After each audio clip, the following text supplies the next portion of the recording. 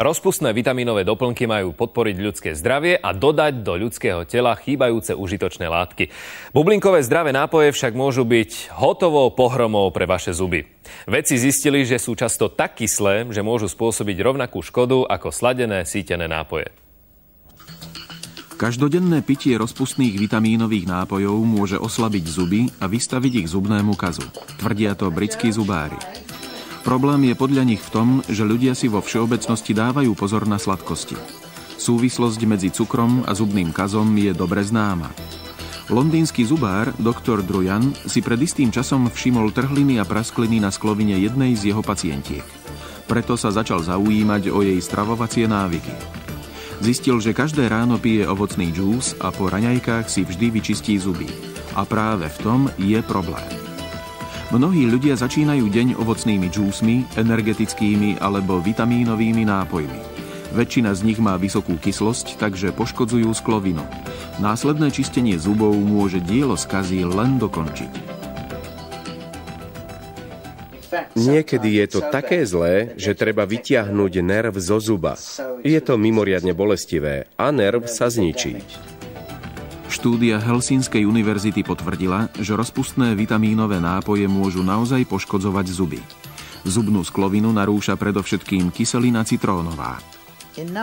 Zubná sklovina je niečo ako sklo, takmer ako porcelán.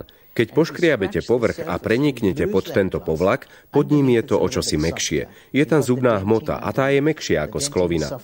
Na časti zuba, ktorá vychádza z ďasna, je sklovina veľmi tenká. Tieto kyslé nápoje a energetické drinky obsahujú množstvo cukru, ktorý sa zmení na kyselinu a útočí na sklovinu. Keď si budete čistiť zuby po ich vypití, môžete si odstrániť sklovinu práve v oblastiach okolo ďasien. Odkryjete si zubnú hmotu a zuby začnú byť citlivé.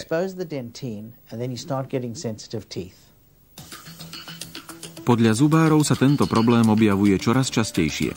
Poškodzovaniu zubnej skloviny sa musia prispôsobovať používané metódy i materiály.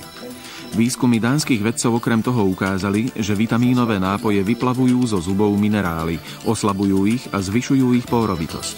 Tým pádom sú menej odolné voči zubnému kazu.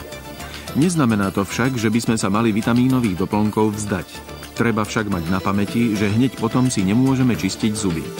Treba počkať, kým sliny vykonajú svoju prácu a zmäknutá sklovina získa svoje pôvodné vlastnosti. Trvá to asi hodinu po vypití nápoja. Existuje však aj jednoduchá pomoc. Ak máte v ústach veľmi koncentrované kyseliny, alebo dajme tomu tieto vitamínové doplnky, môže to rozožierať zuby. Treba na to aplikovať niečo alkalickejšie, napríklad mlieko.